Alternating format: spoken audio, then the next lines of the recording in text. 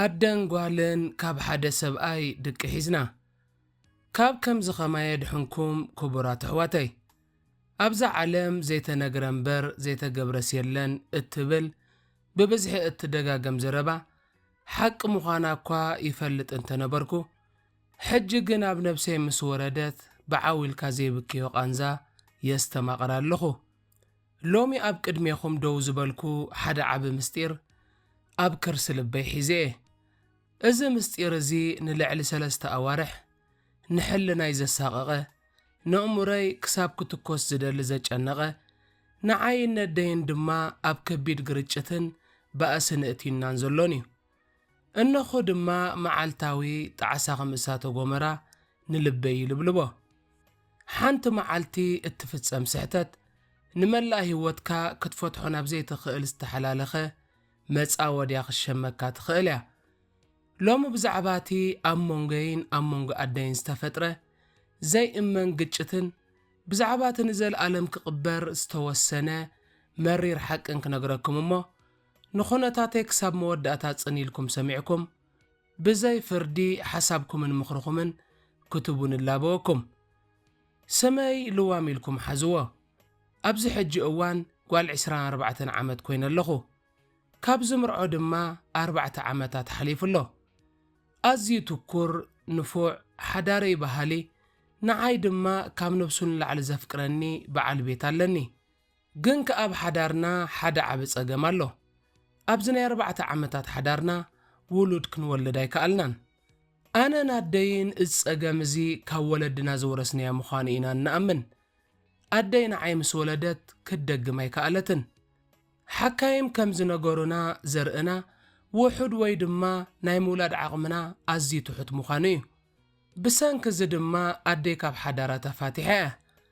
ኣቦይ ድማ ካልእ ሰበይቲ ተመርዒውስ 4 ቆልዑ ወሲኹ። በዚ ጉዳይ እዚ ኣደይ ወትሩ ሕኒን ምስ በለት እያ። ንሳ ክትወልድ ስለ ዘይከኣለት ኣቦይ ካብ ካልእ ምውላዱ ንነብሳ ከም ዘይዕድለኛ ትሪኣን ኣብ ልዕሊ ቦይ ከዓ ከቢድ ቂም ተሕዲራን ኣዝማዳ መሓዙታን ፈለጣን ብደቀን ተኸቢበን ክትርእን ከላ ድማ ፈጺማ ሕጉስቲ ኮነትን። ከም ሳዕቤኑ ወትሩ እያ እትጭነቕ። ጓለይ ዘርእና ክጠፍእ የብሉን ስድራ ቤትና ድማ ክትጸንት የብላን እናበለት መዓልታዊ ተዘኻኽረኒ ነበረት። ካብ ምሕር ባህጊ ውላድ ዝተበገሰ እውን ጌና ጓል 18 ዓመታት እንከለኹ እያ መሪዓትኒ። እዛ ጓለይ ኣነ ንዓኺ ሒዘ መሬት ዕሪበያ ብደቀይ እንተዘይማሞቕኩ ብደቂ ኸኽማሞቕ ኣለኒ ክትብል እያ ካብ ልባ ትላበወኒ። ኣንተ ደይ ውላድ ዝህብን ዝኸልአን እኮ ፈጣሪ እዩ። 10 ግዜ ብዙሓት ውለድ እናበልኪ ኣይተጨንቕን ንኽብላን ከለኹ ፈጺሙ ደስ ኣይብላን። ኣደዋይ ማዓረይ 12 ቆልዑ ወሊደ ሻሕሻሕ ክብለልኪ እንተይለያ ግን ኣሰይ ዛጓለይ ሎሚ ኸይተደረርኩ ጸጊበ ፈራይትን ጸጋይትን ይግበርኪ ክንዲ ሽሕኹን እናበለት እያ ትምርቐኒ ዝነበረት። እሞ በዚ ናይ ሎሚ መነባብሮ ክልተ ወሊዶም እኳ ዘይከኣልዎ ክብላን ከለኹ ብጻዕዳን ጸሊምን እዳወይ ተገዚአ ኸተዓብየኪ እየ ጥራይስ ውለድለያ እታ ሓንቲ ቐላ። ፍቓዳ ክመልእ ድማ ጌና ጓል 18 ዓመት እንከለኹ ተመርዓኹ። ፈጣሪ እንጀራ ዝሃቦ ርቡሕ ሰብኣይ እውን ረኺበ። ኣደይ ርቡሕ ሰብኣይ ምስ ረኸብኩ 12 ቆልዑ ይኮነን 120 ቆልዑ ዘዕቢ ሃብታምን ጻዕራምን ሰብኣይ ረኺብ ክለኺ ዛጓለይ ምርቕቲ ብምባል ንሳ እውን መርቓ ወሰኸትኒ። ግን ውላድ እሞ መዓስ ብባህጊ ጥራይ ዝርከብ ኮይኑ እወ መዓስ ሰብኣይን ሰበይትን ኣብ ሓደ ዓራት ስለ ዝሓደሩ ነቲ ቅዱስ ነገር እውን ስለ ዝፈጸሙ ይጥነስን ይሕረስን ኮይኑ እነሆ 4 ዓመታት ሓሊፉ ኣይጠነስኩ ኣይወለድኩ። ቀጨውጨው እንተበለኒ ጠኒሰ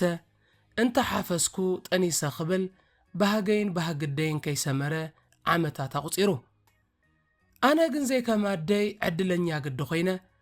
እቲ በዓል ዓብ ልቦና ሰብኣየይ ካብ ንሕክምናን ማጨሎትን ክወስደንን ኣጆኺ ጌና ንእሽተይ እንዲኺሉ ኸጸናንዓንን ሓንቲ መዓልቲ ካብ ኣፉ ሕማቕ ቃል ወፂኣ ኣይትፈልጥን ሕማቕ ገጽ እውን ኣይረኣየንን ከም ቱቦይ ነደይ ዝፈትሓውን ኣይፈትሓንን እኳ ደኣ ንዓይ ከም ብሌን ዓይኑ ንኣደይ ድማ ከመዲኡ እናረኣየ ወትሩ እዩ ዘሕንቅቐና ኣደይ ግን ፈጺማ ሕጉስቲ ነበረትን ብዛዕባ ኣነ ዘይምውላደይ ክጭነቕን ምስ ዘርኣ ክትራገምን ልዋም ለይቲ እውን ደቂሳ ኣይትፈልጥን ፈቐዶ ማጨሎት ሒዛትን ንኾሊላ ኩሉ ሕክምናታት በፂሕና ክሳብዛ ኣይመርገማ ይምርቓ ኾይናትን ንዘላ ዕለት ግን ኣምላኽ ንማህፀነያ ይርሓውን ድሕሪ እዚኣኻ ኣደይ ብኣይ ተስፋ ምስ ቆረጸት ምስ ዝተፈላለዩ ሰብኡት ክትወፅእ ዝጀመረት ኣነ ካብ ምሕር ባህጊ ውላድ ዝተበገሰ ጌን 45 ዓመት ኣይመላእኩን ብምባል ምስ ሰብኡት ብሕቡእ ክትዘውር ከም ዝጀመረት ሕጂ እየ ፈሊጠ ኣደይ ዘማዊት ያለ ክሓስብ እውን ፈጺሙ ይተዋሕጠለይን ግን እንታይ ይግበር ባህጊ ውላድ ሕሱም ኮይኑ ምስ ሰብ ሓዳራይ ትብል ምስ ተፋትሑ ምስ ዓበይቲ ትብል ምስ ነኣሽቱ ምስ ዝረብሑን ዘይረብሑን ብሕቡእ ትዘውር ከም ዝነበረት ሕጂ እየ ዝፈልጥ ዘለኹ እዝንንዋናኣ ጋሻ ግዲ ኾይና ኣነስ ፈጺመ ይሰማዕኩን ክሳብታ ክልቴና ካብ ሓደ ሰብኣይ ከም ዝጠነስና ዝፈለጥናላ ርግምቲ ዕለት በዓል ቤተይ ኣብ ካልእ ኸተማ ስለ ዝሰርሕ መብዛሕትኡ ግዜ ኣብ መገሻ እዩ ዘዘናግዓንን ዝርብሸንን ቆልዓ ስለ ዘይብለይ ድማ መብዛሕትኡ ግዜ ምስ ኣደየ ዘሕልፎ ኣደይ ገና ጓል 42 ዓመት ዘላ መልክዐኛን ሓያልን ሰበይቲ እያ ኣብ ሓደ ዓብ ቤት ጽሕፈት ድማ ትሰርሕ ኣብኡ ድማ ሓደ ናይ ስራሕ መሓዝ ኣለዋ ካብ ኣደይ ብዕድመ ዝንእስን ናባይ ዝቐረበን እዩ ብቐጻሊ እዩ ንገዛና ዝመላለስ ምስ ኣደይ ከዓ ብሓደ ይወፁ ጌና ንቡር ዘይፈተነ ብምዃኑ ካብ ገዝኡ ዝበልዖ ምሳና ዝምስሖን ዝድረሮ ንበዝሕ ልዕሉ ኩሉ ቡና ከም ዝናፍቆ ይዛረብ ሰብኣይ እንደልየሉ ስራሕ ጽገና ንብረት ይኹን ካልእ ክህሉ እንከሎ ድማ ንዑ ኢና ንጽውዖ ሓቂ የሓይሽ ኣነ ከም ፈታዊና ጥራየ ዝሪኦ ነይረ እቲ ዘይፈለጥክዎ ሓቂ ግን ምስ ኣደይ ብሕቡእ ዝዘውር ከም ዝነበረ እዩ ሓደ መዓልቲ ግን ኩሉ ነገር ተለወጠ ኣደይ ናብ እንዳ መሓዙታ ኸይዳ ኣነ ንበይነይ ኣብ ገዛ ነበርኩ እታ መዓልቲ እቲኣ ኣዝያ ተጨንቕ ነበረት ሰብኣይ ካብ ዝመጽእ 3 ሰሙን ሓሊፍዎ ነይሩ ጽምዋን ናይ ውላድ ሃረርታን ንልበይ ወጢርዎ ኣብ ዝነበረሉ ሰዓት እቲ ጎበዝ ናብ ገዛና መጸ ኣብ ኢዱ ዋይን ሒዙ ነበረ ክሳብ ኣደይ ትመጽእ ብምባል ድማ ቡና ኣፍሊሕና ነታ ዋይን ከፊትና ክንሰትያ ጀመርና በታ ዋይን ስለ ዝረሰና ካብቲ ናይ ኣደይ ከብሒ ኸፊትና ካልእ ዋይን እውን ኣውፃና ካብ ልብና እውን እናርሓቕና ኸድና ብዛዕባ ጽባቐይ ክዛረብ ጀመረ ኣነ እውን እንታይ ይኸውን ነይረ ፈጺሙ ይተረድኣንን ኣብታ ሰዓት እቲኣ ኸዓ እቲ ፈጺሙ ክኸውን ዘይግብኦ ከም ዝኸውን ኮነ ሕፍርትን ክብርትን በዓልቲ ሓዳር ምስ ካልእ ሰብኣይ ተመራስሐት ኣመና ፈራሕኩ ነብሰይ እውን ፈንፈንክዋ 4 ዓመታት ብዘይ ውላድ ንዝሓብሓበኒ ሰብኣየይ ከም ብሌን ዓይኑ ዝሕልወኒ በዓል ቤተይ እዚ ምፍዳየይ እውን ንነብሰይ ነዓክዋ ግን ከዓ ዝኸደነ ይምለስ ተኸዓወነ ይሕፈስ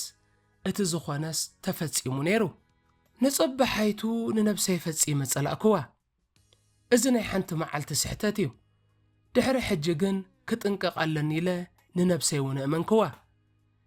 ነቲ ዋይናስቲ ዘጋግየኒ ሰብኣይ እውን ምስጢር ክልቴና ኮይኑ ክተርፍን ክልቴና ኸይድና ናይ HIV ምርመራ ክንገብርን ሓተትክዎ ሕራይ እውን በለኒ ምኽንያቱ ከይጠንስ ኣይፈራሕኩን 4 ዓመታት ምስ ሰብኣይ ደቂሰ ዘይጠነስኩ ብሓንቲ ርክብ ከመይለ ይጠንስ ብምባል ሓሰብኩ ነቲ ለዋህን ፈቃርን በዓል ቤተይ ግን ዘይሕማሙ ኸሰክሞ ፈጺመ ይመረጽኩን እዚ መስሓትየ ጎበዝ ግን ሎሚ ጽባሕ እናበለ መርበራ ንምግባር ድሉው ኣይነበረን ኣካለ ግዲ መቂርዎ ገዛና ኣጸሚሙ ምምጻእ እውን ኣየቋረጸን ብዕልግና ሓንሳብ እንተውዒልካዮ ምድጋሙ ምድጋሙ ዘይከብድ ግዲ ኾይኑ ግን ደጋጊ መደኣ ነብሰይን ቃል ኪዳነይን ኣመራሳሕኩ ፈጺመ ናብኡ ከም ዘይቀርብ ምሕል ምስ ቀረበኒ እንታይ ከም ዝኸውን ግን ፈጺመ ይፍለጠንን ምስ በዓል ቤተይ 4 ዓመታት ተሰሚዕኒ ዘይፈልጥ ስምዒት ይዝወረኒ ብሕሊ ናይ ሓኒቑ ናብ ሓጢኣት ድርብየኒ እቲ ዘሰንብድ ግን ናተይ ኣብ ልዕሊ ሓዳረይ ምዝማው ጥራይ ዘይኮነስ እዚ ጎበዝ እዚ ኣብ ሓደ ግዜ ምስ ኣደይ እውን ይዘውር ምንባር እዩ ከመይ ኢሉ ሕልንኡ ገይሩሉ ይፈልጥን ንኽልቴና ብሓደ ግዜ ጋጊየና ነበረ ኣደይ እኳ ኣጋጊያቶ ክብል ሕሸኒ ድሕሪ 2 ኣዋርሕ ኣካላተይ ክለዋወጥ ጀመረ መርመራ ምስ ገበርኩ ድማ ጥንሲ ምዃኑ ተረጋገጸ ብሓደ ወገን ሓጎስ ተሰማዓኒ ን4 ዓመታት ዝተጸብኽዎ ነገር ስለ ዝመጸ ብዓብኡ እውን ክወልድ ኣይክእልን እየ ብምባል ሓሲበ ስለ ዝነበርኩ ተስፋ ክስማዓኒ ተፈለጠኒ ብኻልእ ወገን ግን እቲ ጥንሲ ናይ ሰብኣየ ከም ዘይኮነ ይፈልጥ ነበርኩ ፈጺመ ብጭንቀት ተበላዕኩ እንታይ ከም ዝገብር እውን ሓርበተኒ ነዚ ሓቂ እዚ ድማ ነታ መመኽርተይ ዝኾነት ኣደይ ክነግራ ወሰንኩ ሎሚ ጽባሕ ነግራ እናበልኩ ሰሙን ኣቝፀርኩ ምኽንያቱ በዓል ቤተይ ካብ መገሻ ንውሕዳት መዓልታት ስለ ዝመጸ ንገዛ ኣደይ ፈጺመ ይከድኩን እቲ ምስኪን በዓል ቤተይ ብዛዕባ ምጥናሰያ ይፈለጠን እንተ ዝፈልጥ ግን መዓርኽ እንደይ ምተሓጐሰ ብቓላት ክገልጾ ኣይክእልን ነዚ ሓቂ እዚ ክዝክር እንከለኹ ኸዓ እቲ ብከብደይ ዘሎ ጥንሲ መርዚ ከም ዝተቐየረ ብጣዕሳን እህታን ነብሰ ወቐሳን ክቐትለኒ ጀመረ ብዝኾነ ሰብኣየ ያፋኔ ናብ እንዳደይ ኣምራሕኩ ኣብ ገዛ ኣደይ ዝጸንሐኒ ትርኢት ግን ንዘለኣለም እውን ካብ ዓይነ ሕልናይ ዝጠፍእ ኣይመስለንን ኣብ ሳሎን ተጋዲሞም ኣደይ ክዳን ዓራት ጌራ ንሱ መራሃጫ ጥራይ ለቢሱ ተሓቋቒፎም ዋይን ክሰትዩ ጸንሑኒ ምስ ረኣኽዎም ምድረ ሰማይ ብቐትሩ ጸልመተኒ ኣውያት እውን ደርጓሕኽዎ ኣደይ ይቕሬታ ዛጓለይ ሓውን ተደገም ኩልኪለ እንደኣለይ ብምባል ክትረጋግኣ ንፈተነት ኣነ ግን ብቐሊሉ ዝረግእ ኣይነበርኩን ኣበይ ኣሎ ዝበዓለ ገናበልኩ ጥርሙን ዋይን ዓጥዒተ ኣብቲ ገዛ ክደልዮ ጀመርኩ ንሱ ግን እንታይ እዋኑ ክዳውንቲ ለቢሱ እንታይ እዋኑ ካብቲ ገዛ ተሰዊሩ ይፈለጥኩን ኣብቲ ገዛ ይነበረን ከምቲ ከም ዲያብሎስ መጋብር ሓቢኡ ንኣደን ጓልን ዘጋገየና ከም ዲያብሎስ እውን ከይረኣናዮ ካብ ገዛና ተሰወረ ኣብታ ሰዓትቲኣ ገዛ ኣደይ ገሃንም እዩ ዝመስል ነይሩ ኣደይ ጓላ ክትብዕልግ ስለ ዝረኣኽዋ ክትዓብድ ደለየት ዝገደደ ዘዕብዳ ምስጢር ጼረ ምንባረይ ግን ኣበይ እሞ ኢላቶ ዋላ ካብዚ ምሳኸውን ዝሙ መንእሰይ ጠኒሰ ኣሎ ክብላ እኳ እንተሕፈረኒ ብርቱዕ ሕማም ካብ ሞት ይሓልፍ ብምባል ግን ኣብ ኣፋ ድርጓሕኹላ ኣደይ ክትዓብድ ደለየት ኣንቲ ጓለይ ከመይ ጌርኪ ምስቲ ኣነ ዘፍቅሮ ሰብኣይ ትጋገይ እናበለት ክትጸርፈኒ ክትወቕዓንን እውን ጀመረት ንሳ እውን ንባዕላ ነፍሰ ጸሩ ምዃናን ኣብ ከርሰ ማሕፀና ከም ዝቖመ ምስ ፈለጠት ክተበስረኒ መደብ ከም ዝነበራን እናበኸየት እውን ሓበረትኒ መሊሰ ደኣ ተጸለልኩ ብንብዓት እውን መለስኩላ ንስኺ ኸደይ ንስኺ ከመይ ጌርኪ ካብ ዝቖልዓት ጠንሲ መሰታ ኽድዩ ኣነ እውን ጥንስቲ ምዃነ ያርዳእክዋ ኣደይ ትሕዞን ጥጭቡጦን ጠፍኣ ክልቴና መሬት ተደፊእና ፈታዊና ከም ዝሞተና ክነለቅስ ጀመርና ናይ ክልቴና ብኽያት እዋይ ኣነ ቅርስስቲ እዋይ ኣነ ትዕድለይ ዝብል ሓረግ ዝነበሮን ስም ሓደ ጎበዝ እናፀዋዕና ምርጋምን እዩ ነይሩ ምኽንያቱ ኣደን ጓልን ካብ ሓደ ጎበዝ ስለ ዝጠነስና ጸኒሕ ኣደይ ነገር ወላዲት ኮይኑዋ ንባዕላ ዝተረጋግአት መሲላ ክተረጋግኣኒ ተቓለሰት ዛጓለይ ለኪመኪ ሰብ መሲሉ ገዛና ኣትዩ ተጻዊቱልና ንዕነብስኺ ትህሰይ ፍታሕ ንሕሰብ ክትብለኒ ጀመረት ንስኺ እኽዘይ ጥዑይ ተመን ዝኾነ ሰብ ኣብ ክልተ ጻሕሊ ዝበልዕ ጐሲስኪ ንገዛና ምጽኢኽልና እናበልኩ ኣፈይ ዝሃበኒ ዝነብኩላ ተረጋጊእና ዘይኮነ ግን ደኺምና ደኣ ብኽያትና ቋረጽና ኣደይ ደጋጊማ ቴሌፎን ትድውለሉ እኳ እንተነበረት ንሱ ግን ግብሪ ፈሊጡ ይለዓላን ብናይ ድምፂ መልእኽቲ ግን ኣዋረደቶ ደኣ እንታይ እሞ ይዓብስ እንተ ተነሓሞ ወሲዶም መንዮም ጸርፊ ግን ዝገደፍናሎም የብልናን እንዶ ኾይኑ ነገረይን ነገር ኣደይን ኣነ ብፍላይ እቲ ርህሮ ከም ወላዲ በዓል ቤተይ ኣብ ቅድሚ ዓይንና ተሳእለ بحلنا يتقرفكو مودأتو أدما أنا زت إنساناي كلتئنا كسدد كمزلو وتزاربكو أنا أبلع لحدارة تأنيسا تباهيلة أدي كم من أسا تأنيسا تباهيلنا خنواردن مستيبون صلاة محزن فتوتنان كنكون فتس إيماي مرزكن أدي جن هندبس سيطان تغيرا سيطانا وحساب هبتني انتا إيوانا حسيبات تونا يفلتكن زاقوا علي إزود تعي نيرو أملاخ أقام ولاد نار إيولي إخلنا مبر أنا عمتات بيهيجا نسغر بعت عمتات بيهيج زيت أنا سنادو حج خاب حدا سبأي متأنسنا فاتسيمنا ناس دونينا كلتي أنا خنولدومينا بلاتني أفا ملئة انتاي أدي كم يجيرنا إنا خلقتي أنا كاب حدا سبأي نولد إذا فاتسيمو نوريو كسدد رأي زلوه سب كنتا يخبلنا بالكوة كاب لبيننا مرركو أدي جن حيلا نبرت اتزر انا وحري زبلات تحساس بقى كاب كل حيلا اي فالن زرقنا وحد مخانو تفلت إيخي نعمتات كنولد تتصبينا حج زغقا عدل يقوني في النازلو سابد أولاد أبي واني لمحمايسي قدي في الناديو ناتتصوتاز مثلا نزر بقى أب إذني دقمتو فاتسيم كخي تحاسبيو نسخد اللايك قبري أنا جنك صدقي بمبال مرقز إيه يافلتكوا بفتسو ما يكونني زاقوالي كلتي أنا خنولدو إنا نسخ زت انسي ناي سبعيك مخانق منيو سبعيك خمس انكولو مسو خم قدم كخني حنت خمزي يقات امتواسي تاني سلخون بليو القبلو بكا نزع عدل زي كنكسرو يبلنان بلتني أدينا تسحتت ناب عدل كتكيرو والسنت نعايد ما إذا مستير نزل علم ناتينات كنت راي كوينو خترفيو إلى أبركي تدفي ألمنتني أما ودأتا مس حسابات السما معكو نسب آي دويلة كمست أنسكو بسركوا أدي متناساون حبركوا تاني سلخو مسبلكوا فتسيمو خأمناي كألن بفيديو ندوللنا تنبركي خونا أملخو 5 جنار آينا نبعت حقوس ونبعه فقري لومي حدار ناس تبارخون بلني كيو عالغي حدره حداس مكينا غزيو كم مغشا أبزي ساعتو سرحت أنتينو بممسا دما كم هي بابركتلي قنا وشت لبي اتا مكينا مقابر كوينة أتسمعتني اتا أوشت مهساني زلو قلعة نايت حلال أميني زي مخانو خذكرن كاللخو حلنا يربش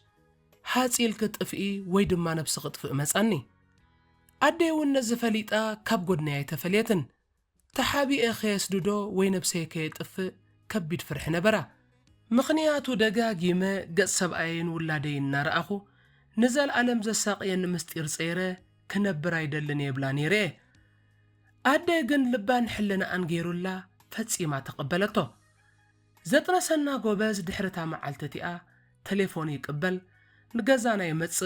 سراحي أتو قبرح فيرو تسويريو تنسخم زحزنا وناي فلتن زاج أنق أنزلو جن أتبحجز مس زلو هيوتيو أدينانن أبتمساسا لقزي خنحرسينا حسب سكبلوا أتبكر سدي زلو قلعة نودين تايو خنو بابا أحواتيهم كخنو بأي دما أكو أخونيو حونا كون مالتيو نتبكر بدي زلو ولادون إزم حسني زلو حون ودحفتونيو إذا استحلال خزمدنا كم يجير كأي صور بحلنا أنا بهيمانتنا يخون بهلنا زي قبل تكبر مخانو كلاتنا نسام على حكيو قلعة سرقي نأبو يزمسل كم زبهلون اتزوال دو قلعة نسب أي زي كونه نبو انت مسلخة نزر خابيين رخاب الدين زخونا قبز سب أيون كم حزاد دي فولتويو سبك نمسلتهم زول دو قلع مصر أيه انتا يخبلنا بتحم دي خامينا حدا معالتي إذا مستير قرعات كخون أمو أب إذن السبقايا ونكبت سحديو إذا غلا حسابات نأمر يانا ويسقوى يركب كم تنستي تعيق ولا نخولد أمر أونا كلاون طعنا يبكن محلاو إنه بوشت أي سغة أدي نعلامة أختبل نخل بكبدات صارتو تمثل نعيت رايا تسأنا عنن نورمال مخانوخ تأمننن كل سب نناتو مستير كم زلون كتنقرن توعلن فاتسيم كي تتشنقي تقبل يوزاقوالي زرقنا خيس أنتي لنا إنا نقبرو زلنا وانتبلني نسانة مستير كم حدا عب حلاف النتياتريو نعايقن عب سقاين ناي مريت جهنمنيو زي بدل بعل بيت بديلة ناي سباي جهنم كم زي ترفنكوا أقدمة تقبيلة إيه حلال بعلك الكيداني قبل علي زلوا فقري إنا وسخ مسكدة اتتقلمتي زيادة نخبدن نمتة حدث أدق سبأي أمون غخلت تتقلامات أدنقوالن تقركيرو نبر مهلا وخاء كاب لبي يحزنني حجنا عاخم بلب محصنكم هلخو انتاي تمخرني اتمستير تشكمي ياخ نبر دي